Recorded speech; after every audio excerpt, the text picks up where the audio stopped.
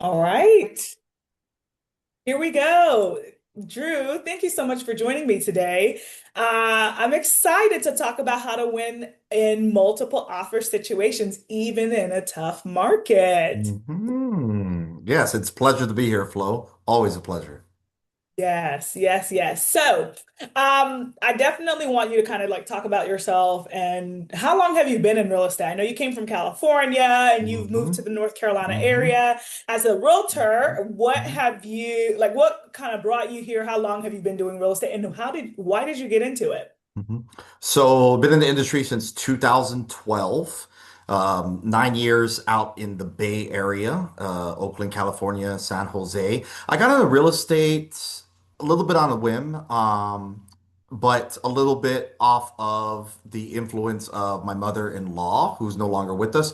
She, along with her sister, uh, kind of combined their kids and raised their kids together. And really, her real estate career as a broker out in Oakland and Berkeley and those areas, like put took care of that family unit.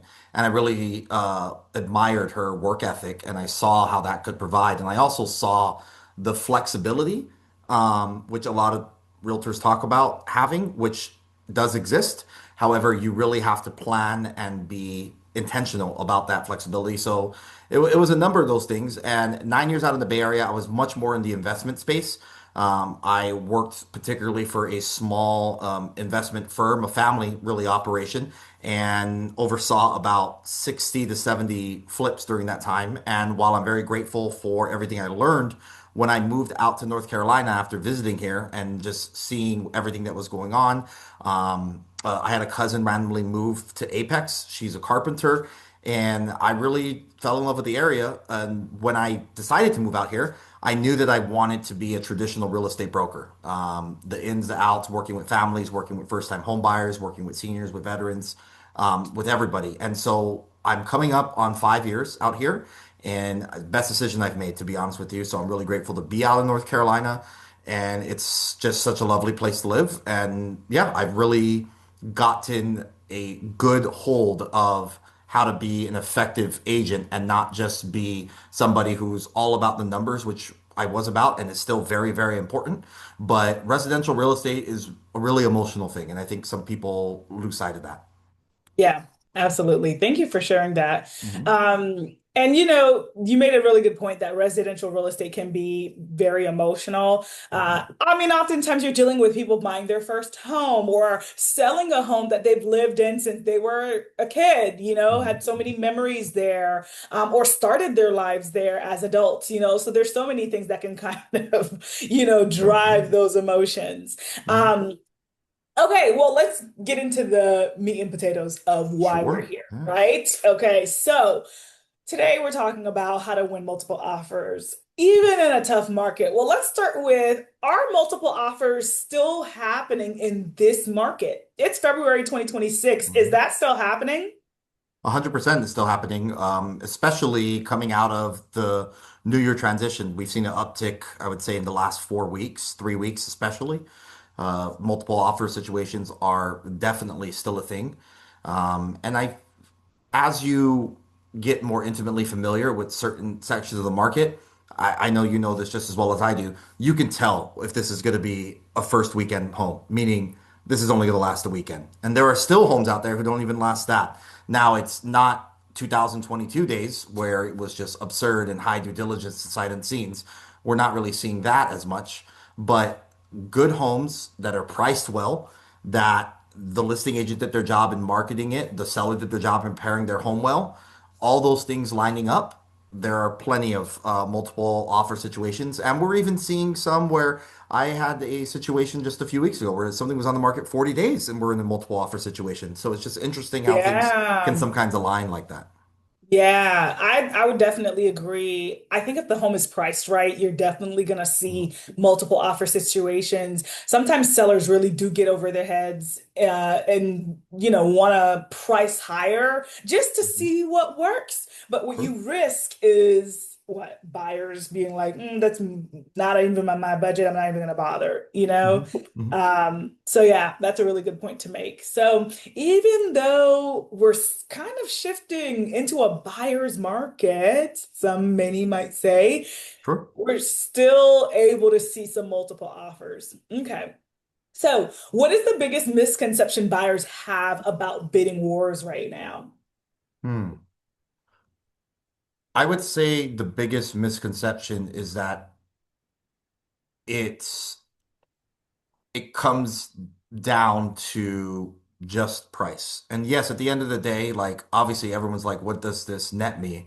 But I think it takes an informed agent looking and reading the tea leaves of what's going on in that particular situation. So I'll give a real life example without divulging details, but when I'm going into a situation where I think it is going to be multiple offers, or even actually to be quite honest, whether or not it's multiple offers or not, when I'm taking a look at comparative market analysis and I'm doing all those different things, and then I'm really seeing some of the homes that are close in proximity, that are close in a lot of the different specifications of that home, giving a call to those agents on whatever side it may be appropriately to figure out just a little bit more about verifying the details.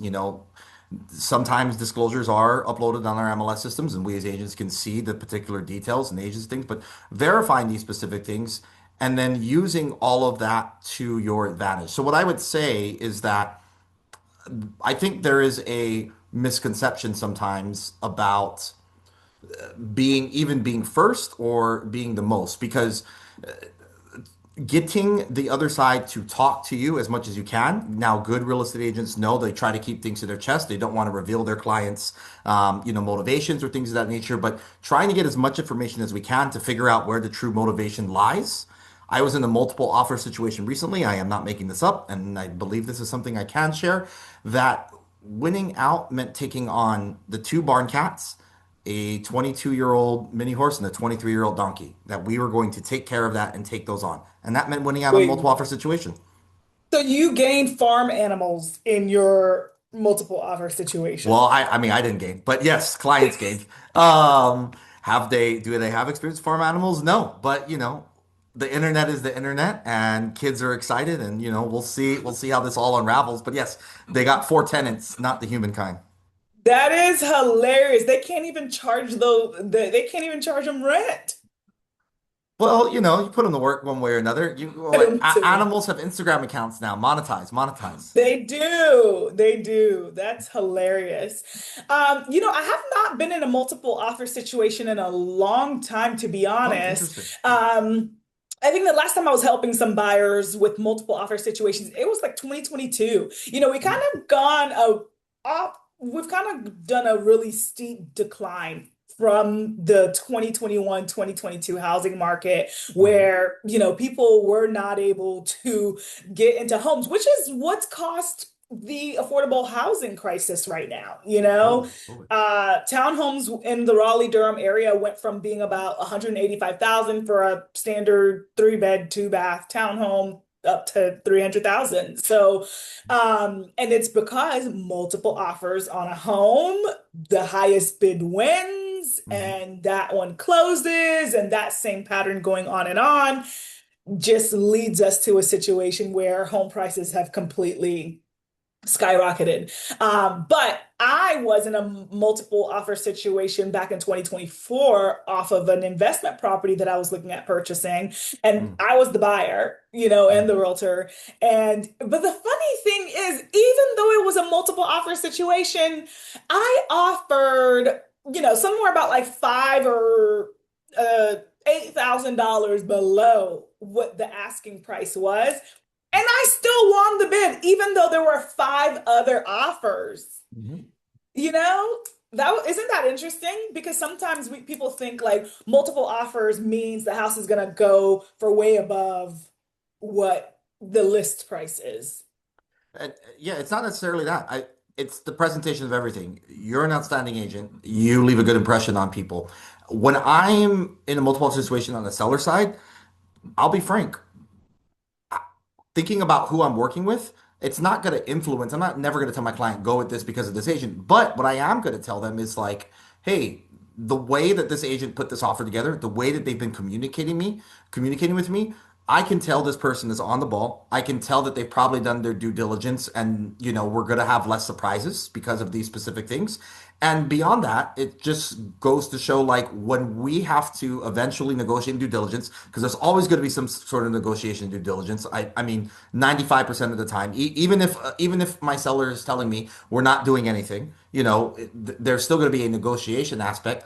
We have to think about everything. And so, whatever they read from the tea leaves of that, and especially too, the mechanics of the offer. So, what else are you specifically asking for? I'm thinking on the seller side when I not that long ago received two offers on a affordable home, in the 200s, and my seller against my not necessarily against my wishes, but against my advice, um, took an offer that was $15,000 lower because the due diligence was five times as much as the higher offer, Wow. right? So they Interesting. they wanted that the large due diligence, less likely somebody backs away. But to me, I'm like, that's 15,000 more dollars, especially in the 200 price point. I'm like, who cares? They like counter the first offer with the lower due diligence, right? See if we can get Right. them up a little bit more.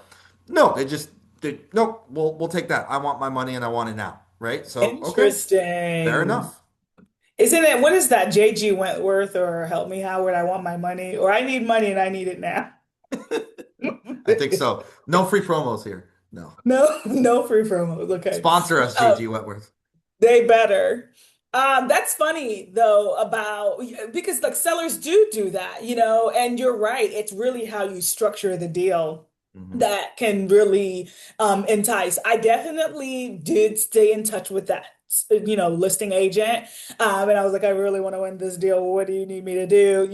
But I Hmm. also didn't want to offer and whatnot. And so yeah, I'm glad that worked out. But here and there, you get into some multiple offer situations, and it's funny because, like, just because you get into a multiple offer situation, and they're asking for 200,000, doesn't mean you should offer even 200,000 or more because everybody else thinks the house is overpriced. So they all are also offering under, and so you got to be the one to connect and build that relationship. So Connect, build a relationship, figure out what their needs are. Like, who knows? Maybe that seller needs a little bit of a rent back, Maybe yeah. there is a motivation to close earlier and navigate something like that.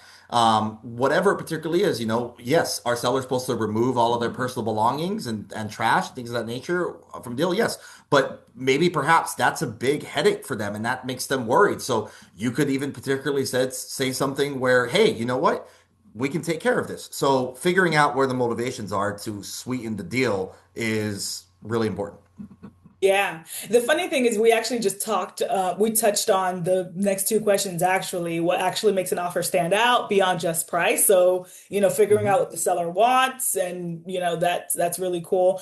How important are terms compared to the offer amount? I mean, that example of your seller offering $15,000 in due diligence or $15,000 under list price, Hmm. but more in due diligence made them win that. That was another really good. Did you want to add anything else there too?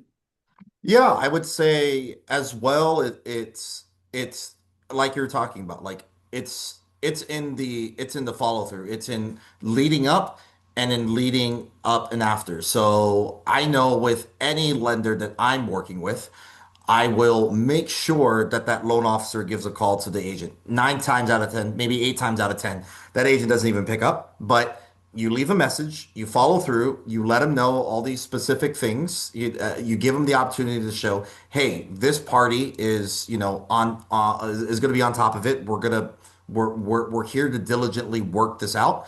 And I mean, and to be honest, like I know that buyer letters have gone by the wayside in terms of like writing things Yes. out, right? However, you can still effectively write a buyer letter without violating fair housing. So being able to think about, okay, if I don't reveal my sex, my familial status, my race, my age, all these specific things, if I keep it about the home, if I keep it about the neighborhood, if I keep it about area, you can still send those letters over, right? make sure you're working with a good agent that's not going to get you guys in trouble.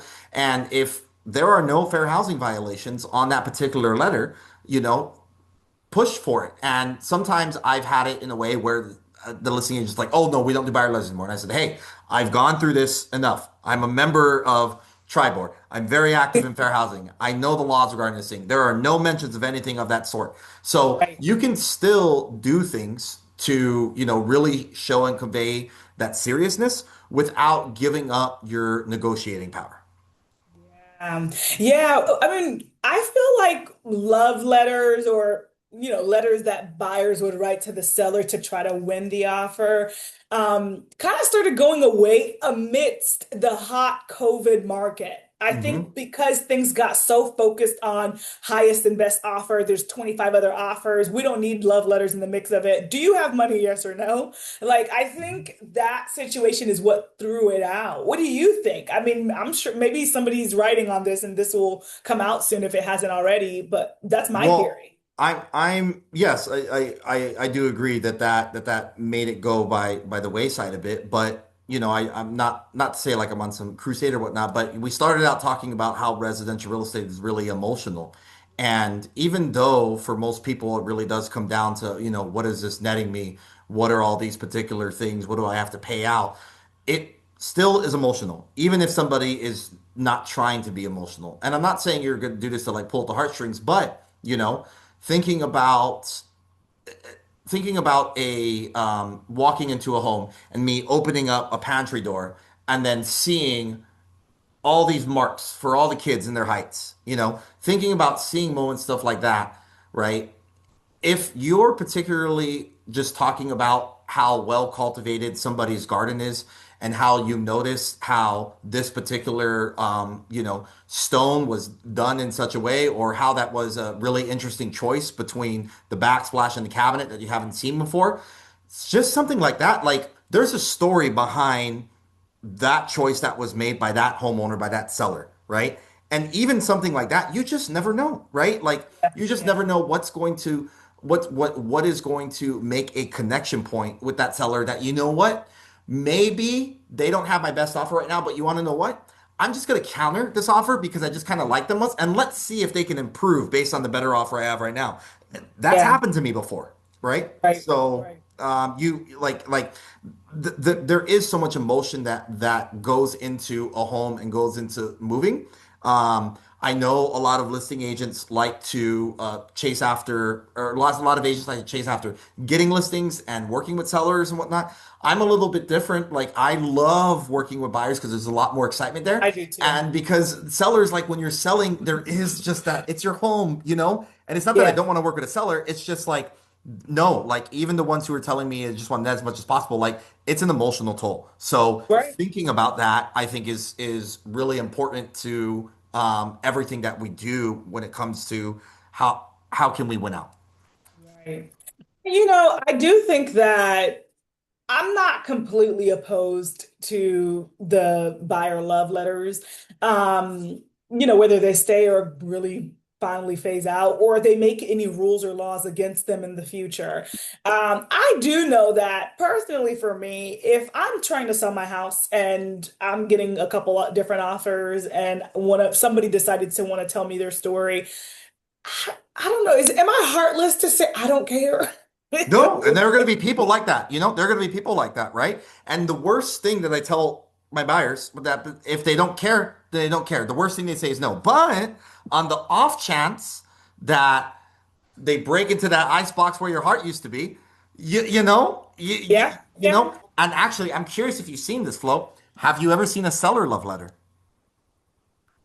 No. I have, and I started seeing it recently, especially with listings that are sitting. What they'll do is because Ooh. think about this, right? In terms of fair housing, if a seller writes a love letter talking about how much they love their house, it's not a fair housing violation for them to talk about because we're not selecting a seller, right? And so I've seen it now with listings that are sitting where a seller will include it in the MLS documents That is a love letter about interesting. their house, a love letter about everything, Wow. right? a love letter about it all. And it's just it's especially if you have listings that are sitting. I know this is about winning out on the buyer side, but seller side, you got some letters. You better get in touch with your heart and write something out. That is funny. I've seen seller love letters. Desperate times calls for desperate measures. Listen, listen. Yes. Okay, that's a really good. I like that piece right there because that is something that I haven't seen a whole lot of, and I think it can help and hurt sometimes depending. So, No, all right, it can. Double-edged sword. yes, it can be a double-edged sword. So, I want to ask one more question before we start wrapping up here. Sure. So, some of the things that are involved in the offer process can also make things extra emotional. Mhm. When does an escalation clause make sense, and when can it backfire? Hmm. Well, at the end of the day, you do have to prioritize yourself. And what I mean by that is specifically, what is this buyer situation? Like, if there's somebody moving here for work or they're out on a lease and everything like that is going on, and there are some other homes that you do want to take a look at, or there are some other homes that are in second or third place for you. It is what it is. Attach a particular expiration. You want to escalate some measure of that. You have to prioritize yourself. Now, I have seen that where that expiration makes a seller, feel some type of way, right? And that can backfire in the same respect where I was talking about the buyer love letters in a compliant one and it failing, the worst they say is no. Well, that offers expires. You can wake up the next day and send the offer over again, right? Or change something specifically, again.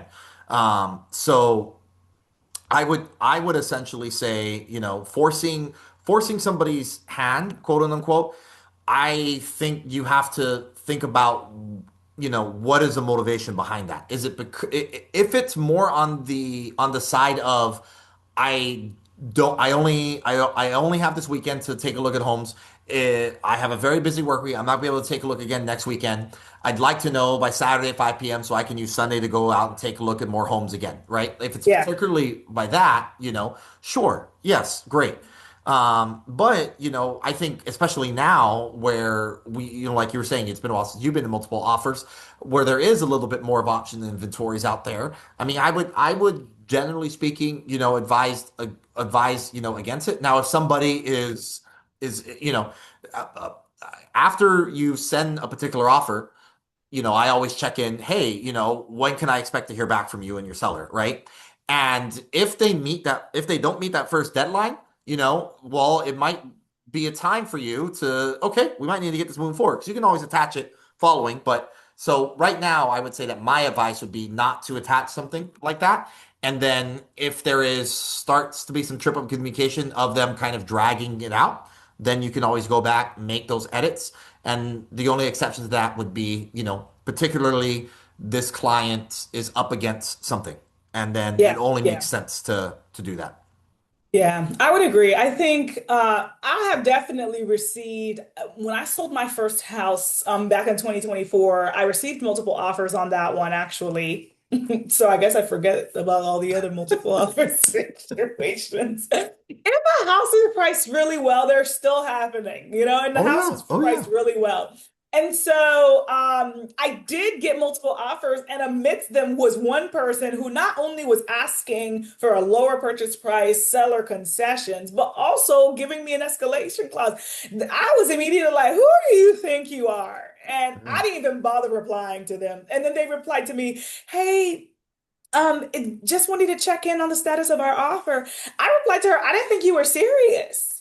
Interesting. Interesting. Yeah, Yeah. I was Yeah. like, Yeah. I thought this was a joke. I mean, Hmm. you saw how showings were back to back. I told you we had received other offers, and not only did you offer lower and ask me to pay your closing costs, you're Hmm. also giving me an escalation clause. And so her thought process, and that's the other thing about different real estate agents who have different thinking, and whether Hmm. it's them or their clients, and them Hmm.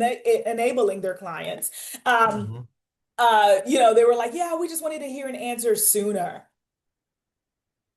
Like you're trying to rush me giving you an answer. You're trying to rush the seller giving you an answer.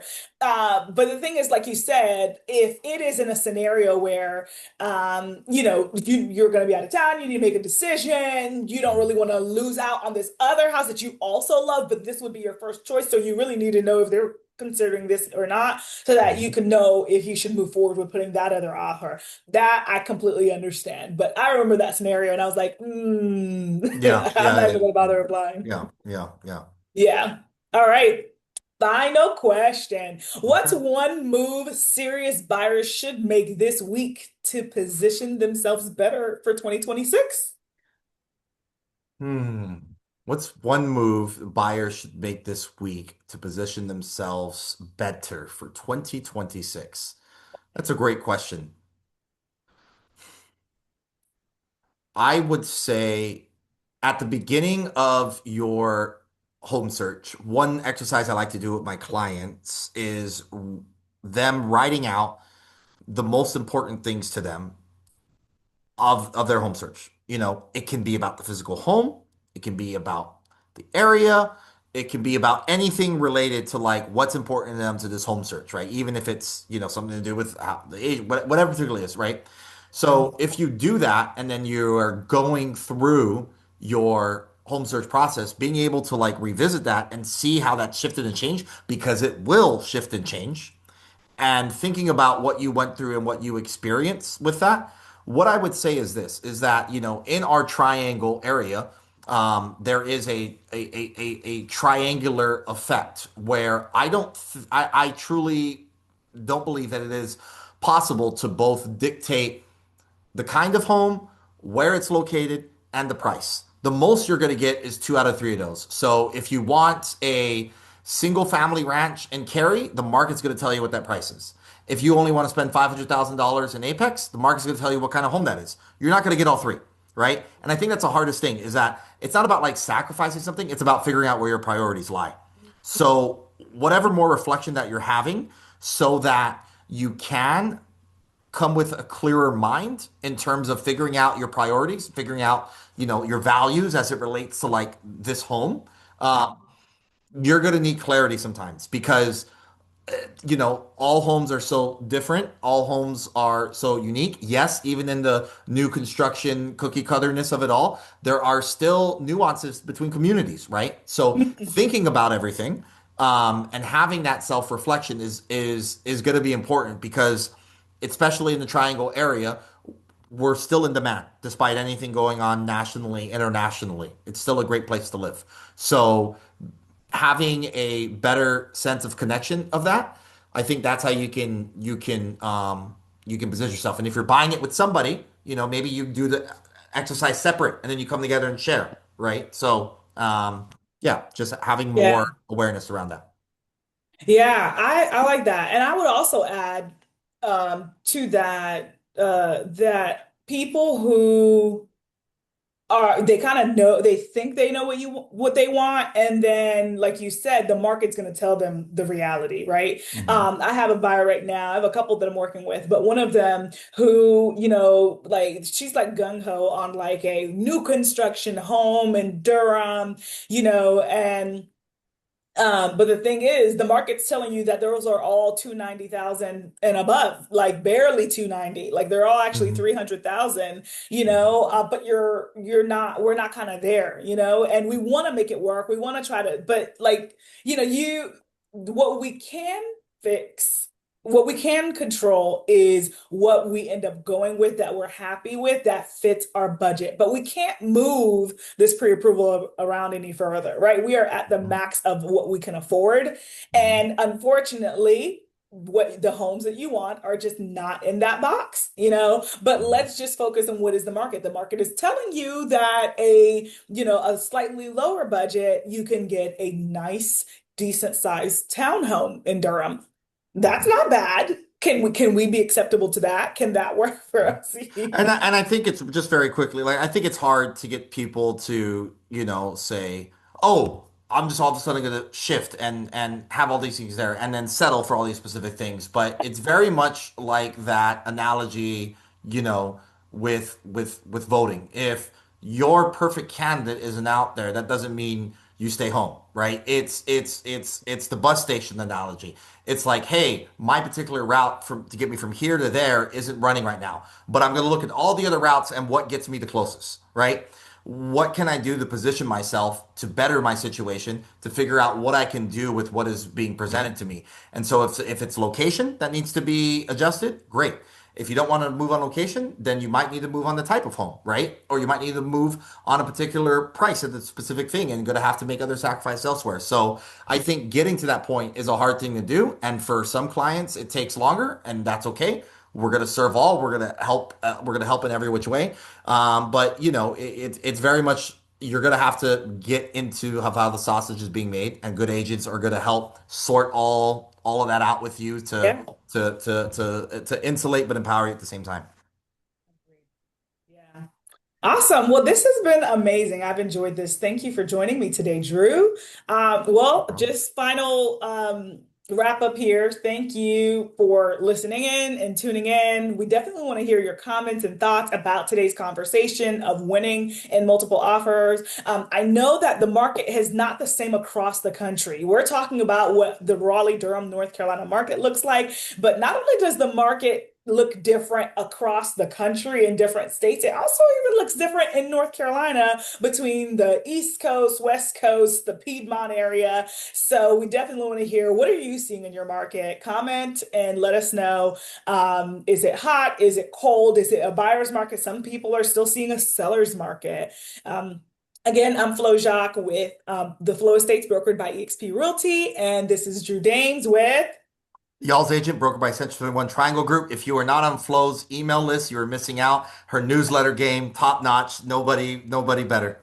And if you're not following Drew at Y'all's Agent on social media, you are missing out on the content. Well, thank So you. definitely give him a follow. And you can find me at on Flo the Realtor on all the platforms, Facebook, Instagram, YouTube, I think YouTube, and definitely TikTok. All right. Thank you so much, y'all. Have a good one. Thank you, everyone. Thank